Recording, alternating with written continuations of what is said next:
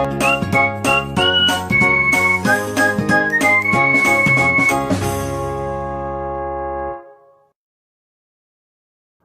guys, kami dari kelompok 77 daring. Di sini kami akan menjelaskan tentang pergeseran pola pendidikan.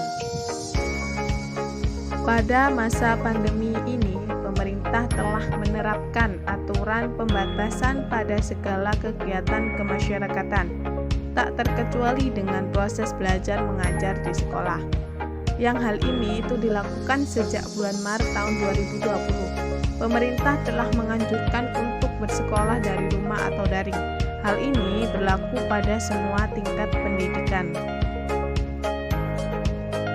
Dengan adanya ketentuan tersebut, maka pola pendidikan yang awalnya itu dilakukan secara offline akan berubah menjadi online. Hal ini juga berdampak pada proses belajar mengajar. Proses pembelajaran daring atau sekolah online itu bisa memunculkan beberapa banyak dampak bagi para pelajar. Terkadang pembelajaran yang dilakukan secara daring itu bisa berdampak positif dan juga bisa berdampak negatif.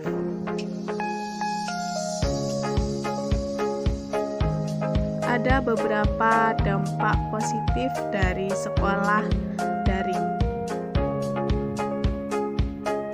Beberapa contoh dampak positif dari sekolah daring yang pertama yaitu mengurangi peningkatan penyebaran virus.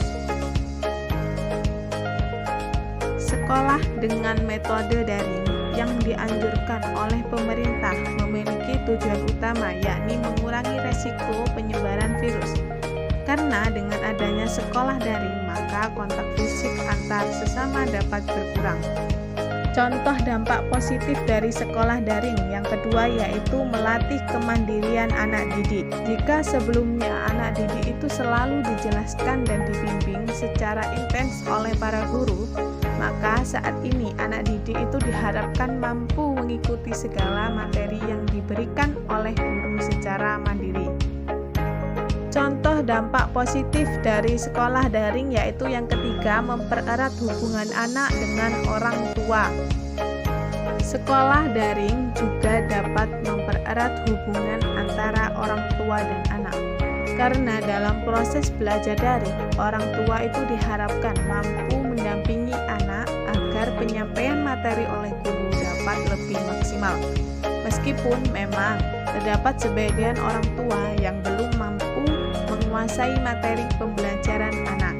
Namun, mereka cukup dengan menjelaskan ulang apa yang telah dijelaskan oleh guru. Dampak negatif sekolah daring. Contoh dampak negatif sekolah daring yang pertama yaitu keterbatasan alat pembelajaran online. Pada proses belajar daring, setiap anak didik diharuskan mempunyai alat komunikasi, salah satunya handphone, agar mampu mengikuti pembelajaran dengan baik. Namun sampai saat ini masih banyak anak didik yang belum mempunyai alat komunikasi untuk pembelajaran daring. Hal ini dianggap dapat menghambat proses belajar mengajar. Contoh dampak negatif dari sekolah daring yaitu yang kedua, ketidakstabilan jaringan. Sinyal juga menjadi salah satu faktor keberhasilan proses belajar mengajar. Karena apabila sinyal tidak stabil, maka proses belajar mengajar akan terputus dan mengakibatkan anak didik tidak dapat mengikuti materi yang telah ada.